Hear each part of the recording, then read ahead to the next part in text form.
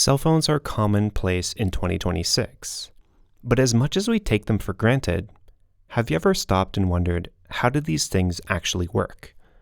I mean, I'm getting a phone call, but where is it coming from? And how? Well, today, we're going to answer just that.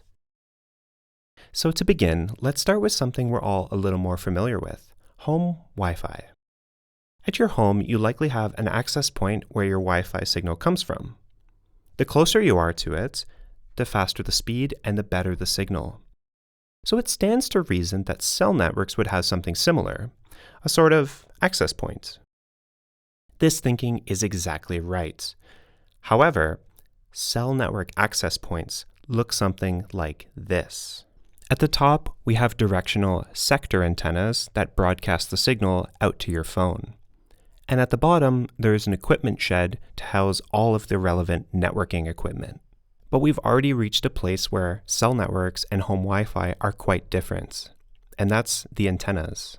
If we zoom in on this tower, we can see that there are two antennas here. These antennas broadcast the signal out to your phone and listen for the signal coming back from your phone. If we look at a cell tower from a top-down perspective, we can see that this is quite different from home Wi-Fi. The antennas are directional.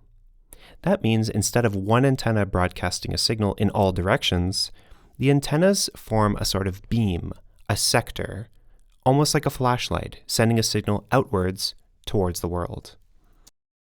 Looking back at our example tower, we can see that there are two sectors, one antenna facing in each direction. So by now, we're starting to build a decent picture.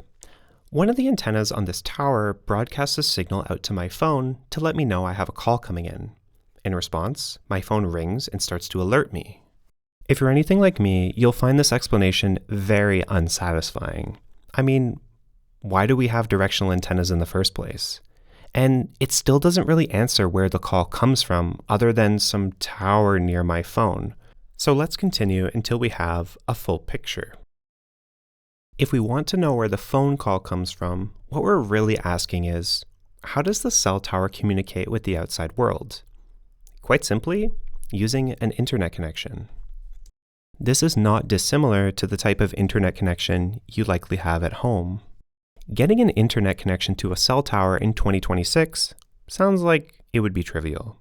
But unfortunately, the digital divide is still real, and there are many communities and locations in Canada that don't have access to high-speed or fiber optic internet.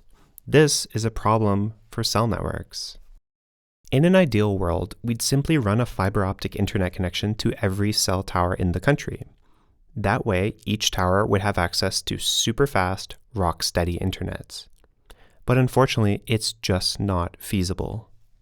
If we can't run fiber to the tower, then of course we need an alternative. Fortunately, since cell towers are normally quite tall, we can use microwave links to get an internet connection. If we think of a cell tower antenna as more of a flashlight, then a microwave link is more like a laser beam.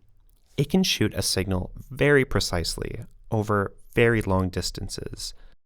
The idea is that maybe our cell tower doesn't have an internet connection, but there's probably one nearby that does. What we can do is set up a microwave link between them so that they can share that internet connection. So we've established that a cell tower gets an internet connection either using fiber or microwave links. But what does it actually communicate with? Well, that would be the core network. All traffic running in and out of every single cell tower through the entire country runs through the core network. You may remember in 2022 when Rogers Canada had a core network outage. The results, 911, cell phone, and home internet service was down for the entire country. Okay, so we've established that the cell tower talks to the core network, and then the core network talks to the greater internet. But we're missing an important piece here. How does the cell tower and your phone communicate? Arguably, it's the most important part of cell networks, and one piece that most people really misunderstand. So let's go back to the cell tower. The first thing to know is that each of these antennas doesn't just broadcast one signal out to your phone. it broadcasts many signals at different frequencies, bandwidths, and even technology generations. For example, 3G, LTE, and 5G. But what do these terms actually mean? Let's break each of them down. Looking at the electromagnetic spectrum, we can see that there are a few notable things. Visible light is in the center. These are things that humans can see. To the right, as we move up towards higher frequencies, we get X-rays and gamma rays. To the left, we go to lower frequency things, such as infrared, and then radio waves. Naturally, the signals coming from cell towers sit at a much lower frequency than visible light. As of early 2026, cell towers in Canada broadcast between 600 and 3,800 megahertz. The reason frequency is important is that it changes the range of the signal. You might have also heard that higher frequencies are faster and offer your devices more speed compared to lower frequencies. But in fact, this is just plainly not true. The speed of a cell tower doesn't depend on the frequency of the signals, but instead the bandwidth. Bandwidth refers to the range of frequencies that are contained within a signal. Signal bandwidth is measured in megahertz, and in the case of LTE is generally 5, 10, 15, or 20 megahertz. The wider the signal bandwidth, the more throughput we have for our devices. Network throughput is the amount of data that we can send over a network in a given amount of time, typically measured in megabits per second. For example, let's say we want to watch a YouTube video. The video is 75 megabytes in size, and naturally, we need to download the whole thing to watch it. However, because the video is 5 minutes long, we can actually calculate the minimum throughput we need to stream it. As long as we have a network throughput of just 2 megabits per second, the video will download faster than we're playing it, meaning we won't run into any issues. If our network throughput is lower than what's required to watch the video, then it is physically impossible to stream it without interruptions.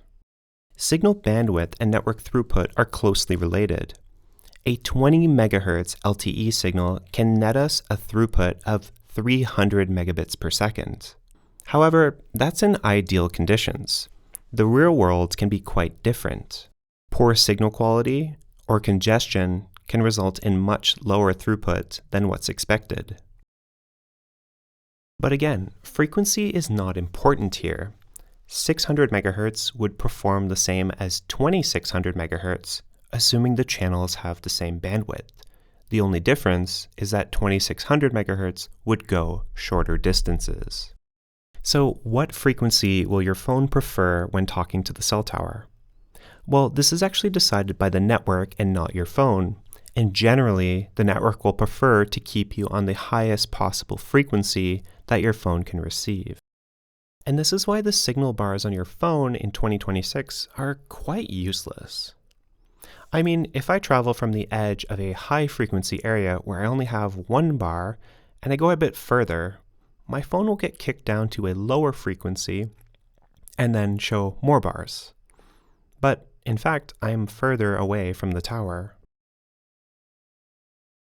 Remember when I said your phone prefers the highest possible frequency? Well, this is kind of an outdated concept, because from LTE onwards, your phone will aggregate or use multiple signals from the cell tower at once to get the most speed possible. In this example, I'm quite close to the cell tower, and so my phone is able to use multiple signals and aggregate them together to achieve the highest possible throughput.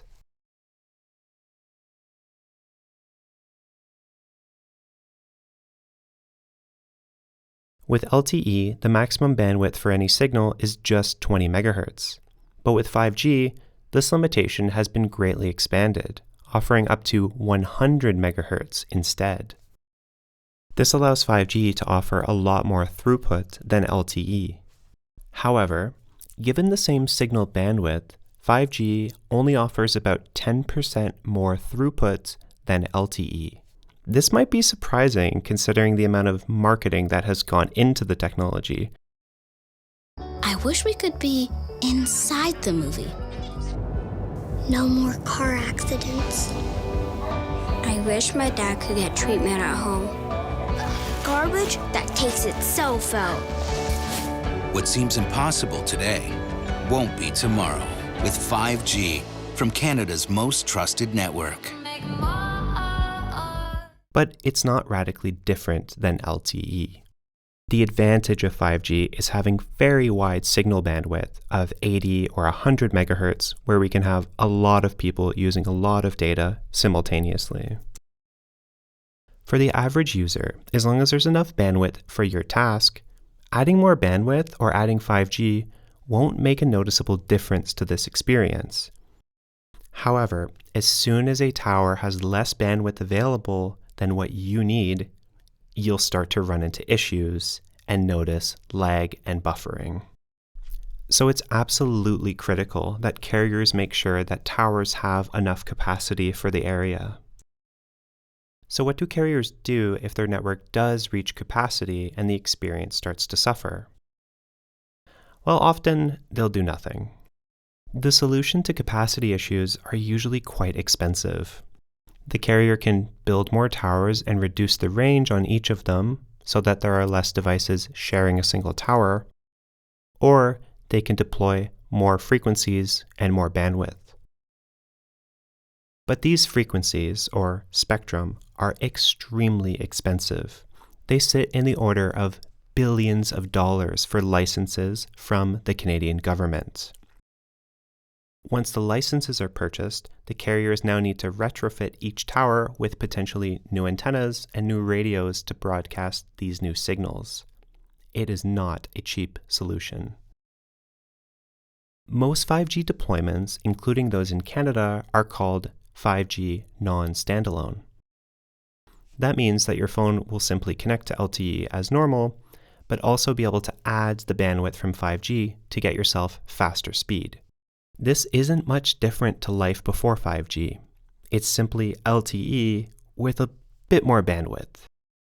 There are a few major downsides with this implementation. The first being, your device's battery life will suffer since it's connected to two networks at the same time.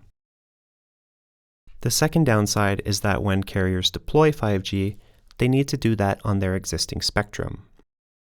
This means taking signals that used to be dedicated to LTE and moving them over to 5G. This means that the deployment of 5G is actually slowing down our LTE networks because it's reducing the amount of bandwidth that they have. And remember, 5G is only about 10% faster given the same bandwidth as LTE, but now you have additional battery drain. An interesting example of this is Bell Canada, who's deployed 5G in Eastern Ontario using some low-frequency 600 MHz signals. This is the furthest traveling spectrum that Bell owns, but unfortunately is only available when your phone is close enough to the tower to connect to a high-frequency LTE signal, which enables 5G. Smartphone manufacturers are aware of the drawbacks of this non-standalone 5G implementation and the battery drain that it causes. That means unless you're doing something extremely bandwidth heavy, your phone will simply use LTE and show the shiny 5G symbol. With all this talk about bandwidth and speed, we should know that everything on a modern cell network is actually just data going through the internet. That means that your apps, texts, and even phone calls are just going through the internet. A cell network is nothing more than a very fancy Wi-Fi network. The only other magical piece we haven't discussed is handoffs. As you're driving around, the core network is constantly monitoring the signal quality that your phone's receiving from the tower. If it decides that another tower is probably better for you, then it will switch you over to that tower instead. Instantly, all of your data gets rerouted to the other tower and then is received by your phone. And as the user, you have no idea that anything just happened. Now our picture looks a lot more complete. My cell phone is receiving multiple signals and frequencies from a local cell tower. It's aggregating these all together to make one single fast internet connection. Through this internet connection, I get messages, phone calls, and can use apps. As I drive around, the core network monitors my phone's signal strength and will seamlessly switch me between towers if it decides there's a better one available. At the tower side, we have those directional sector antennas that broadcast the signals received by our phones. The cell tower has an internet connection either through a microwave link or through fiber optic. Eventually, the data reaches the core network and then goes out to the internet. So there you have it. That, from a high level, is how cell towers work in 2026. Thank you so much for watching, and I look forward to the next video.